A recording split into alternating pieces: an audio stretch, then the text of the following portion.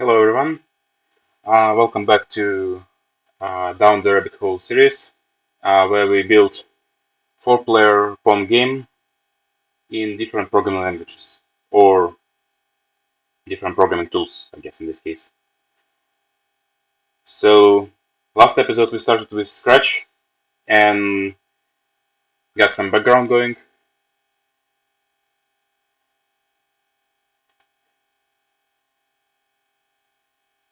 Okay, and now hopefully we'll be able to finish today whatever we left last time. So this is what we had last time. The ball was going uh, somewhere. It was bouncing off of some platforms, not perfectly, but we got something working, and we made the game over sort of working.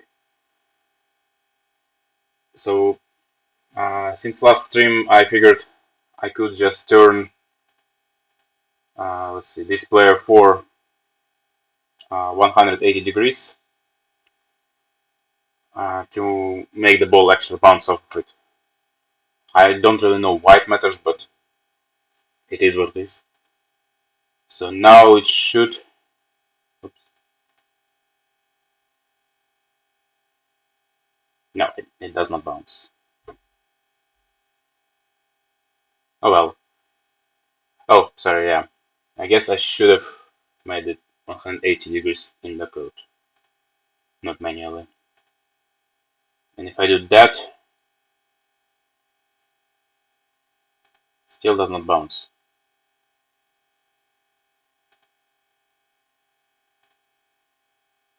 Just try one more time. Let's see. Yeah. Okay. That's okay. I'll figure that out later. But what I wanted to do is to change a few things. So it's not really well playable game, I guess, right now. Uh, so what I was thinking of doing is to add four more platforms to basically make it playable by one person.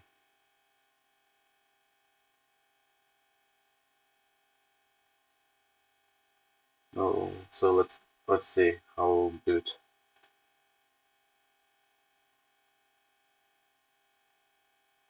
So we got player one, which works.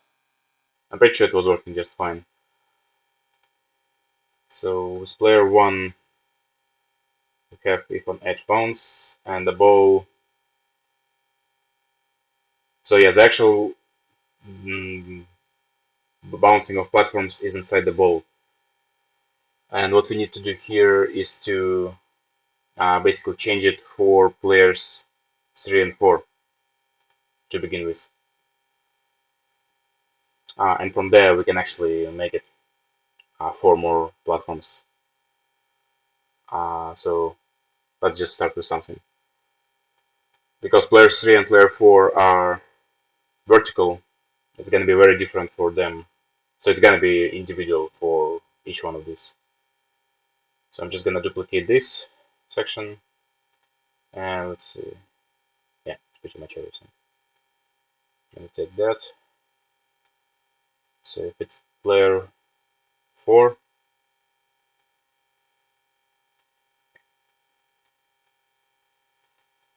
I'll take this with me. Okay, so if we're touching player 4, timer. Okay, so the direction is important in this case. So it should be. So we were doing less than or greater than 180, but that only works with horizontal platforms. It's the bottom and the top one. With left and right platforms, what we want to do is see if it's less than. Let's see. So it's gonna be minus 90. So it's either less than. Oh, sorry. It's less than 0 and greater than minus 90, or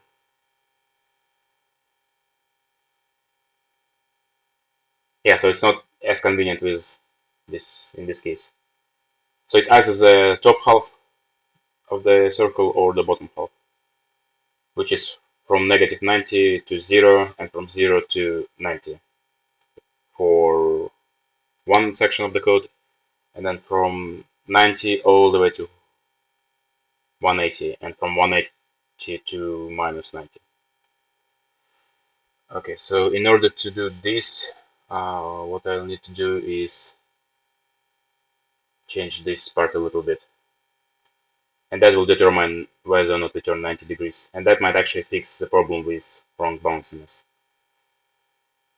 So let's see if, like I said, if our direction is less than 0 but greater than -90, so that's the first one. So I'll need some end.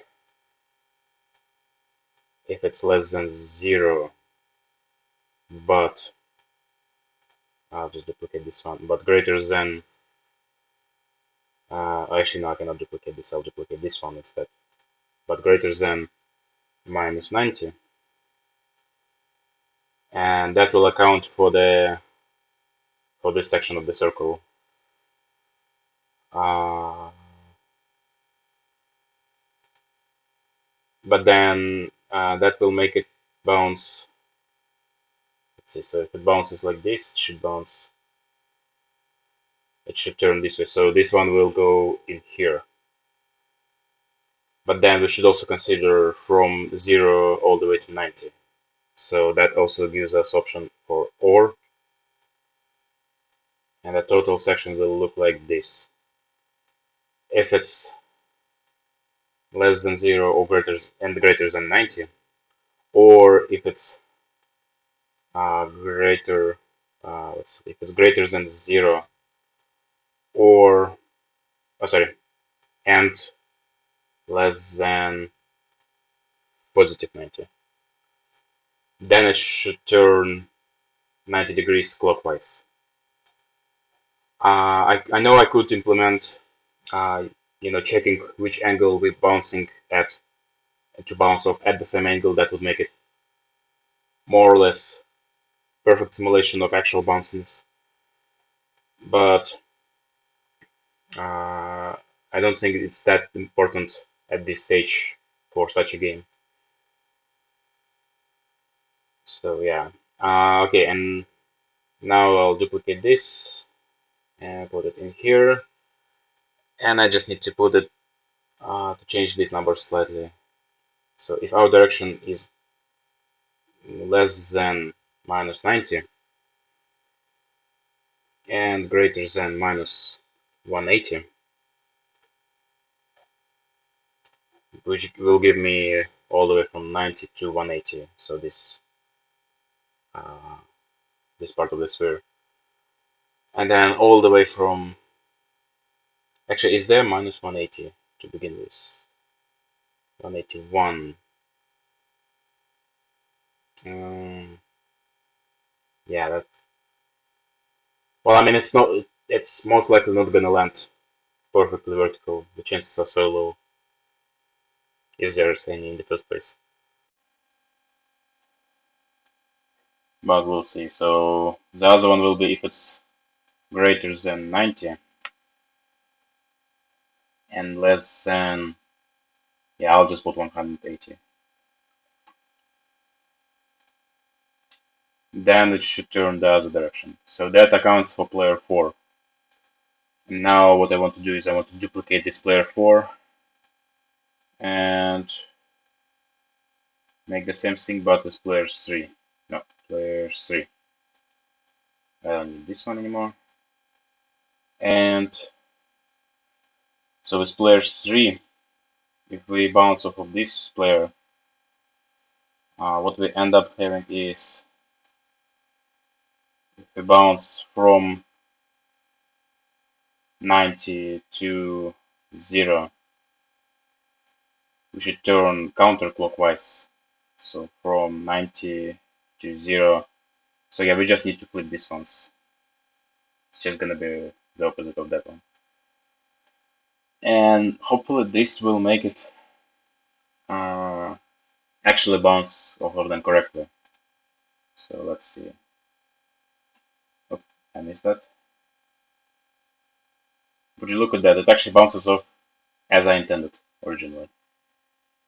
There are still a few glitches here and there. Yeah, it like bounced twice from the same platform just now, but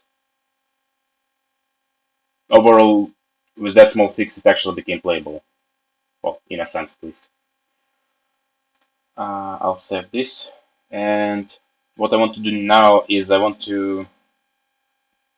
So I was actually thinking of two ways. So the first way was just making the regular Pong game for one person, but that sounds lame to me. So what I figured I could do is uh, basically duplicating player 1, player 2, player 3, and player 4, and making two platforms on each side, because the way the platforms move right now is, if I hide the ball for now, uh, if I move, for example, this bottom one to the right, uh, yeah, the left one, so the right one will actually go all the way to up, and then if the ball lands here, for example, it actually gonna uh, what's that? We're actually gonna lose, and there's no way of winning it. And also, I want to fix this player 4, but adding. Oh yeah, so what I was saying is adding an extra platform here, for example, will allow us to move two of these platforms to the edges or to the center at the same time, which will make it more like actually playable game. So first of all, I want to fix. Yeah, so there's no if on edge bounce. Uh,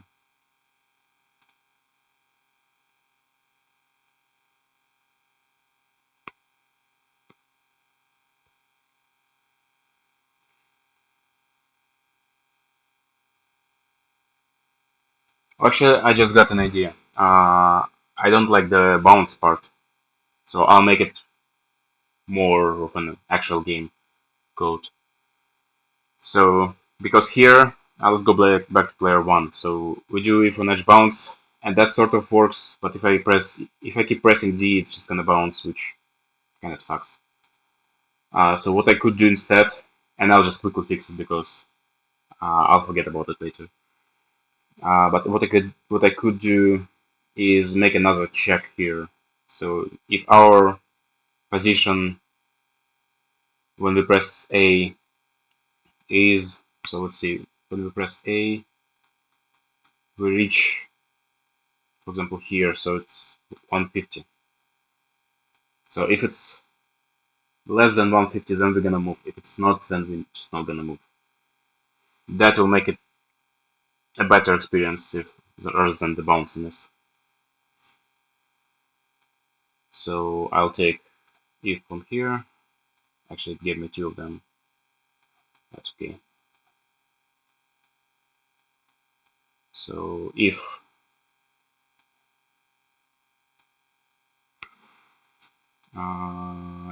let's see x position, yes, it's right here. So if my x position is less, yeah, and greater. So this one is greater than. Sorry, if this one is less than 150. No, wait. If it's less, no, my bad. It's supposed to be greater than, because we're moving to the left. So if my x position is greater than, and I'm guessing this is going to be, oh yeah, so this is 50, and then if I go all the way here, yeah, minus 150 as well. So minus 150, then we're moving minus 10 steps, and then here, same thing, but oops, same thing, but we want to have this less than. And with that, I'm pressing D, and this platform just keeps staying here.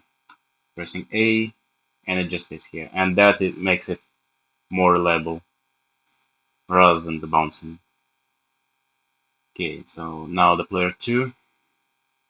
Honestly, I'll just duplicate this section here and put it in player 2. Oh, now the question is, where did that section go? Probably didn't go anywhere. Okay.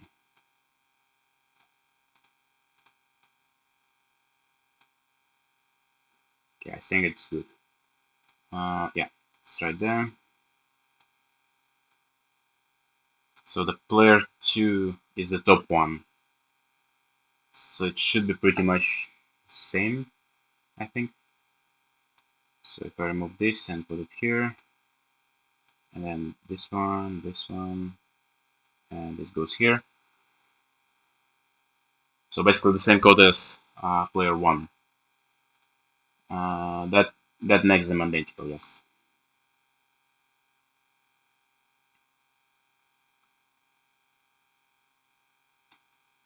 Okay, I definitely more liking this than what was before.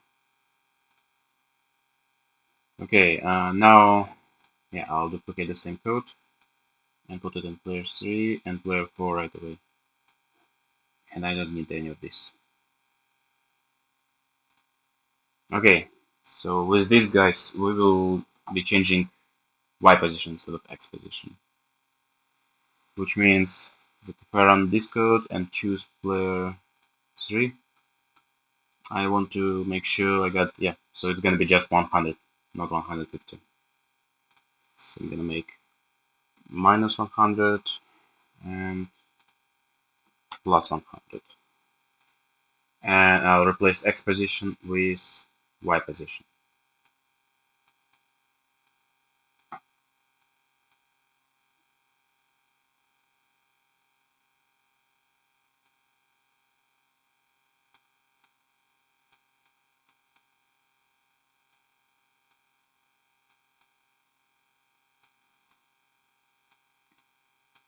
Okay, let's see how that works.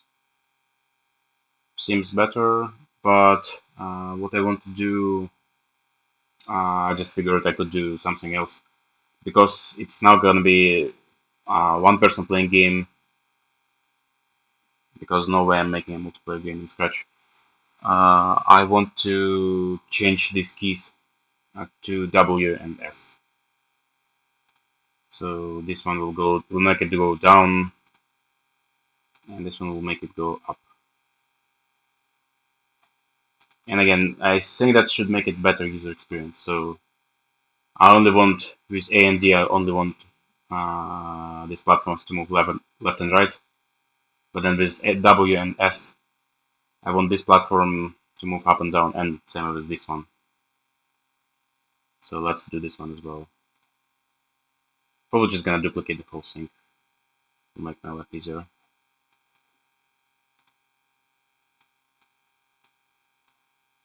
Okay, so oops, I don't need any of this, and I'm replacing this forever with this one. And that should hopefully give me what I'm expecting. Yeah, almost. Except it actually went all the way down there. Because, oh, I see, because this platform is actually rotated. So I don't need it to be that way. And that's because I'm using move 10 steps. I should have stick to change X and change Y. But, yeah, I guess I don't know if it's too late. Maybe I should do it now. Yeah, I was pretty stressed last stream, so I made lots of really dumb mistakes here and there. So yeah, I'll take change. Let's see, display 4. I'll take change Y. Change Y. So S supposed to make it go down. So -10 and +10. And let's see if that actually makes it better. Yes, that's what I want to see. And then I'll just do the same thing with player 3 just for the sake of reliability. Change Y here by -10. Nope, -10. And change Y here by +10. And then I'll just replace the same parts with for player 2 and player 1. So that will make it change X by 10 and change X by -10. And for player 1, we will take change X by 10 and change X. Oops. Should probably stop the game. Change X. Is there two of them in there? Oh, I see. That makes no sense. Okay, so change X here. Change X there. -10 here. Saving, and yes, this is actually playable by one person now. Well, except there's no ball. So if I add the ball back, I can actually control what I'm doing.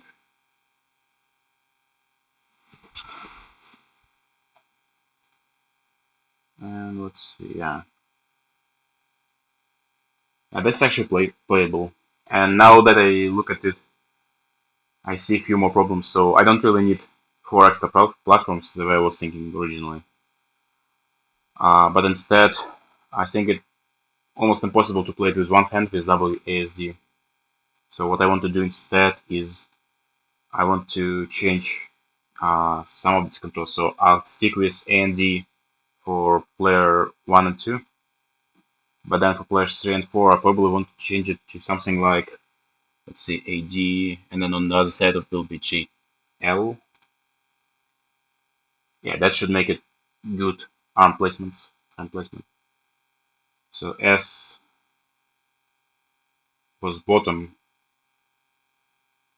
so J will be the bottom, and then W will change to L.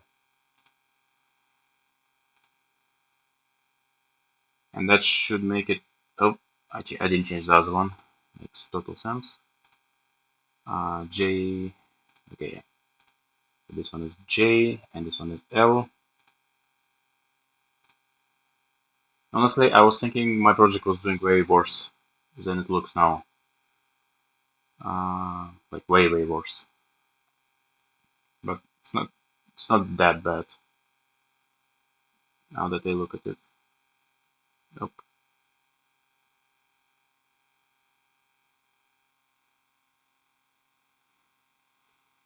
Okay, well I guess this now takes just a skill game. Um, okay, but right now the game is sort of pointless and also pretty inconvenient when you just start right away and then it just goes. So what I want to do, well, first of all, I want to add some meaning to the game and also hide this part. I don't really need it anymore. But what I want to do now is make a score system. So I'll take a variable, call it score,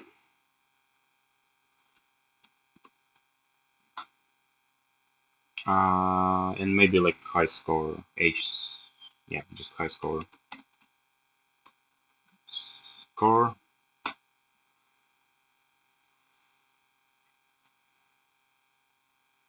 And then here we will be able to, using these variables, we will be able to set to see our current game score and our total high score. And then the game, I think, should be finished by then. Well, except maybe like few graphics things here and there, but it's not really the point of these videos. The point is to make something working and playable. So I'll just finish the score, and I think that will be pretty much the end of the Scratch part of the video series. Okay, so let's see. So, so I probably want to make it tied to the whole theme, if I actually can do it. I don't think I've ever done anything within the theme, just with the objects. But let's see. So when I click flag, I want to set score to 0. I never want to set high score to 0.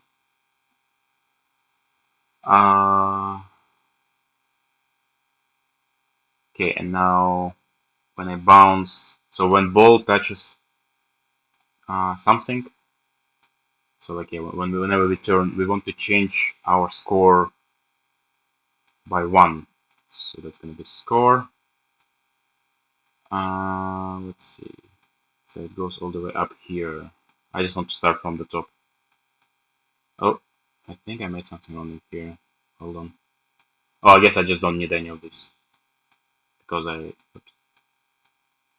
changed it. Yeah. Okay, so yeah.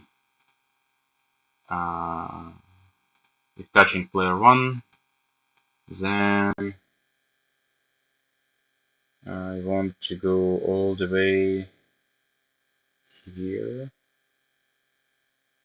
No, here, because I don't want to count duplicate touches for the same player. I guess it's no longer called player because it's just platforms for the same player. Sorry for tautology. But I'm not gonna change naming in the backend. Okay, and the same way I want to go here.